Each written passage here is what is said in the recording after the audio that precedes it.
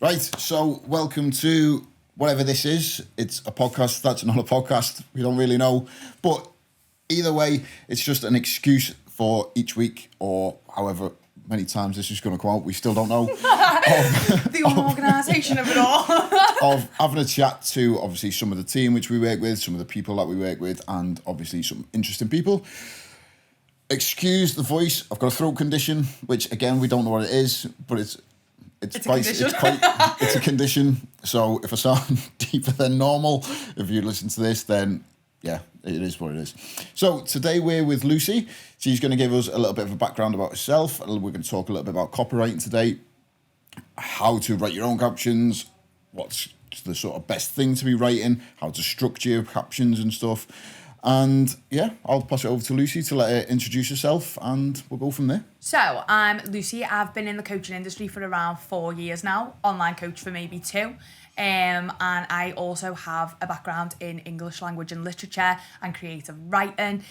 So I have already done some copywriting for the likes of the Hilton, the spas at the Hilton, all the restaurants that are local to the area, and things like that. And we are now beginning to write for fitness coaches because obviously I see it from an actual fitness coach's perspective and also from the eye of a English professional. So yeah, one of the biggest things, or one of the sort of USPs of what I think we like to provide for our coaches and stuff in comparison to like other videographers, other services for content and stuff, is the fact that we are coaches and have been coaches for a long time. So we do understand the industry quite well, but also have these sort of other skills and other professions to help out with coaches as well. So like Lucy just said then, it comes from a place of, she's obviously got the professional skills for copywriting and stuff, but it comes from also having that credibility as a coach to know what she needs herself to essentially write compelling captions for it. So if you want to just give us a little bit of a brief about copywriting, because I know this is like, a lot of coaches don't even know what it is. I personally thought it was something to do with a fax machine or like copywriting in terms of like trademarking or something like that until as obviously in, a couple of years ago. You stole my stuff. Yeah, as in, now I'm you stole suing my you stuff. for copyright. Yeah, exactly. So yeah, if you want to just tell us a little bit about what it is and obviously how it helps. So I think that copywriting could be best described as being a specific thing that is alive and well in the advertising and marketing industries, and obviously our industry as a result of that. And it's basically getting somebody else to put your ideas down into compelling and engaging and emotional sometimes copy, which is essentially the written word. So every single time you look on Instagram, what you're seeing on other coaches' pages, that's all copy. Whether it's good or not is something else. But yeah, that is essentially what copywriting is. Copywriting is allowing somebody else to take your ideas and turn it into something amazing that people can be drawn in by and connect to you with. So you've just mentioned there, Lucy, like whether there's good copy and bad copy. So what would you describe as bad copy and what would you describe as good copy? So I feel like bad copy to me is just when somebody is spitting like just facts or just spitting just a story and there's no actual solutions or problem solving going on. So what I think compiles a piece of good copy is generally like displaying a problem, talking about the negatives and positives and how that can change somebody's life or whatever it is the subject that you're talking about. In this case, it is fitness, so people reaching their goals. So discussing the negatives and positives within that and how they can actually get there.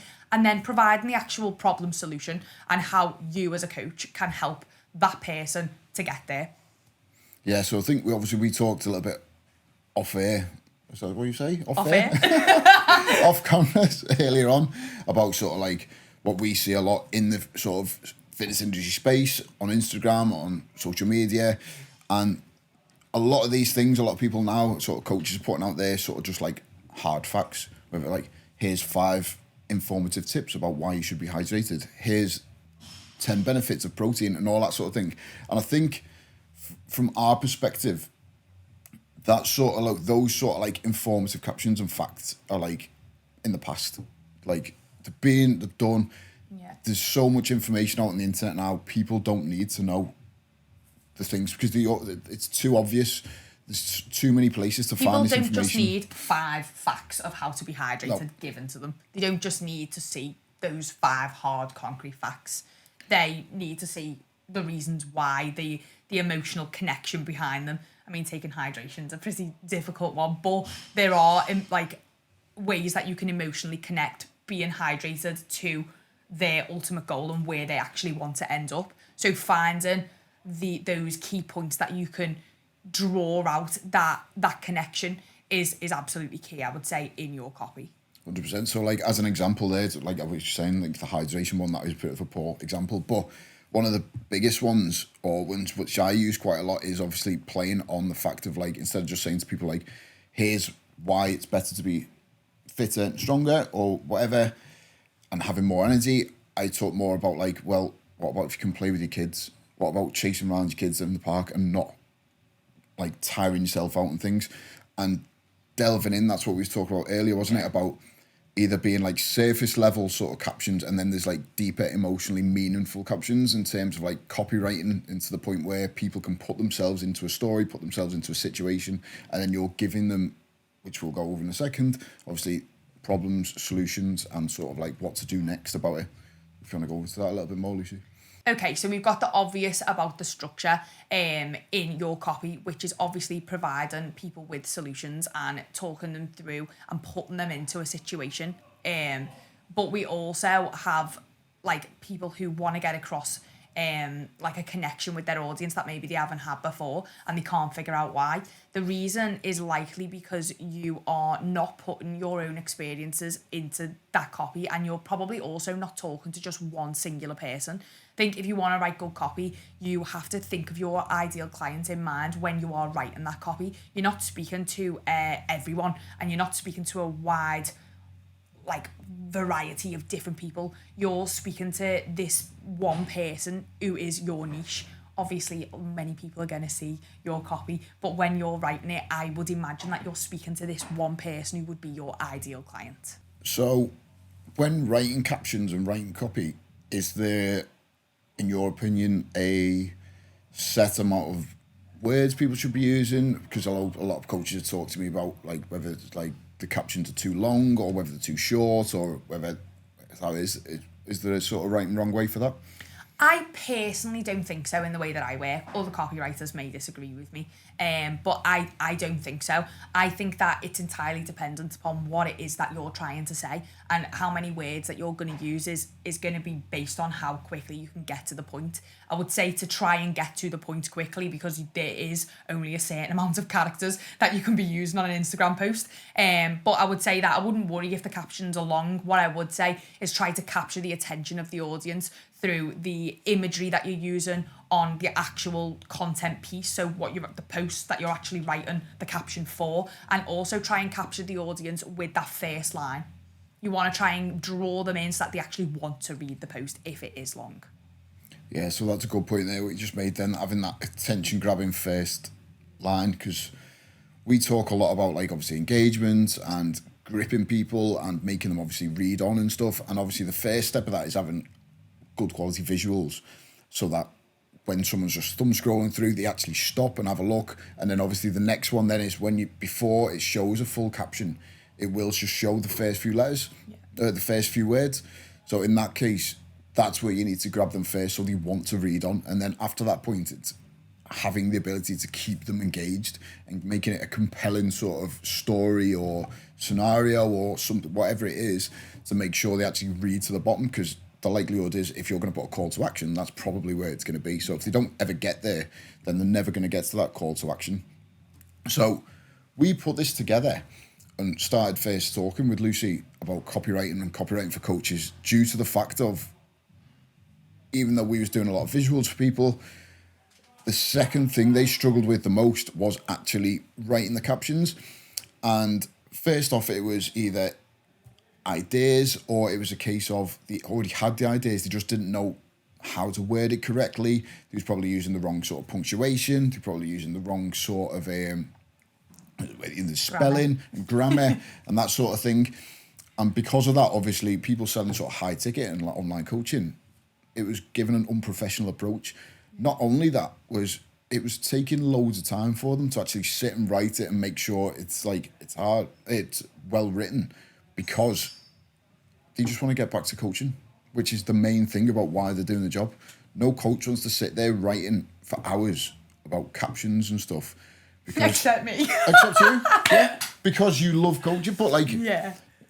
most coaches are there because they wanted to coach. Whereas Lucy, obviously, you've gone to uni before to do English and stuff because you actually enjoyed it and actually enjoy writing. And when we first started speaking, you said to me, I absolutely love writing. Yeah, I do. I absolutely love my job as a full-time online coach, but I also do love writing, and especially if it's fitness related, because it is something that I'm passionate about. So it's kind of great for me. It's pretty amazing because I'm bringing two passions together.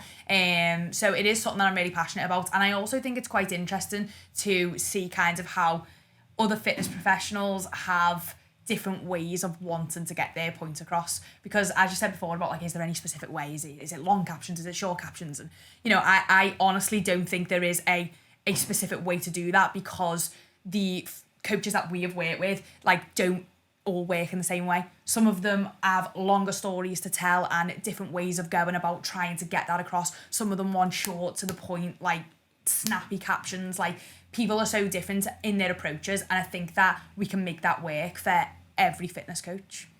One of the points which I know a lot of coaches we have worked with and people which have messaged us about was, will other people know that's not me that's written the captions? And we talk about that as if when she's writing in the voice of the individual. So we do that through obviously looking through their previous posts from which we've already written, using the same language, using the sort of same wording, using the same sort of was it like slang and stuff, whatever they would use in their sort of terms and things.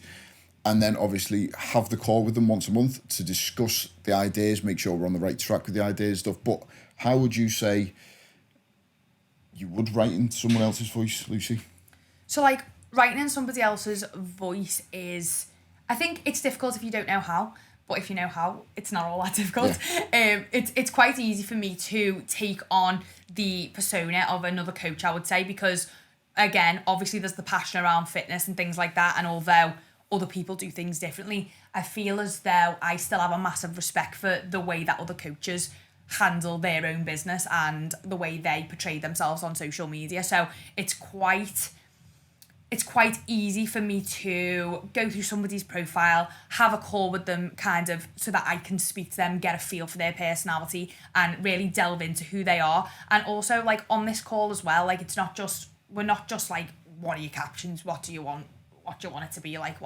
We're trying to find out like who it is they're trying to speak to, who their target market is, who they want to resonate with, who they're trying to create emotional connections with. And because of that, I think that makes it pretty easy for me to write as somebody else, and to kind of fulfill that need for coaches to not have the hassle of people knowing that it's not them actually writing their content. But one thing to remember is, even if it's not you writing that content, the ideas have come from those coaches. So it's not just me taking like an idea and just running with it. A coach has the complete ability and authority over kind of where that caption is going to go, and then I will give my professional opinion on how well I think that is going to go down with their audience. Yeah, so I think that's a good point to mention there as well, that it is sort of like a 50-50 partnership with the coach, as it's not just a case of like, yeah, can you guys just go and write some captions for me, please? And we say, right, what do you want them to be? I don't know, just whatever you think will be best for me. It's not that case at all, and it's not that kind of service. It's not that sort of service, no, because you, at the end of the day, you know more than anyone where you want your business to go, or you should do. And the sorts of things that are popping up into your head are the sorts of stuff you want to talk about. But that's where we put into the perspective of writing 12 captions a month of your ideas, which you've thought of, and then obviously you discuss with us then the meaning behind the ideas, where the ideas come from, and we can put together the captions to make sure it's compelling, persuasive, and it gets across the point that you actually want to get across. And don't get me wrong, there's been like instances with coaches that we work with where they've had little ideas, but they don't really know how to put that into a full, complete idea, if that makes any sense. And therefore, like, they'll have this little snippet of an idea and give me some themes, and obviously already equipped with the knowledge of who they're trying to reach and what they are actually trying to do with each post. It becomes a little bit easier for me to help kind of develop an idea as well. So although it's not kind of like, yeah, here you go, like, just write me captions for me, like, I've got no idea what I want. It is a case of, like, you know, if you're struggling with ideas and stuff like that, like, we are on hand to try and help you develop those little snippets of ideas that you do have. 100%. It is literally down to like the development of it and stuff. And it's like any relationship, even when a coach becomes with, like, gets a new client, it takes time before there's a full sort of like relationship and a full blend of services. It doesn't happen overnight. It's something which we start out with, we develop it, we talk about it, we get feedback, we go, right, how did this go down, how did that go down, what do we need to change? And it's something that ongoing for a longer period of time gets the best results, because then after that time we've got the relationship, we know more what's needed, what that there's person more trust. sounds like, yeah, who they are trying to specifically target, like what kind of like voice they would talk in, because I think like it's quite fun as well to see like how coaches actually speak on Instagram and then how it comes across in a post, because I think putting as much of your personality into your copy as possible is really important, because you don't want to act like one person on Instagram or on stories, and then when these clients or potential clients get on a phone call with you, you're not that person from the copy, you're not that person from the stories. We want it to be you being you and really inject your personality into those captions and copy. Absolutely, yeah. It's authenticity, isn't it? Like, and every mentor out there now is saying, be your authentic self on social media. Yeah. And which we completely agree with. And if you can't get your personality across, how's anyone going to even know how they're going to build trust, how they're going to build relationships with you? And then, like Lucy said there, when somebody comes to actually sign up with it and think, this isn't even the same person that I thought I was dealing with on social media, because you're so different in real life. And that could be, it could be positive or it could be a negative. But that's just the way it is, isn't it? Mm. But I think we'll finish it off there. And if you've got any questions about copywriting or the service that we're going to be providing, feel free to send a DM to either me or Lucy, and we'll get in touch, and hopefully we can go from there. See you soon.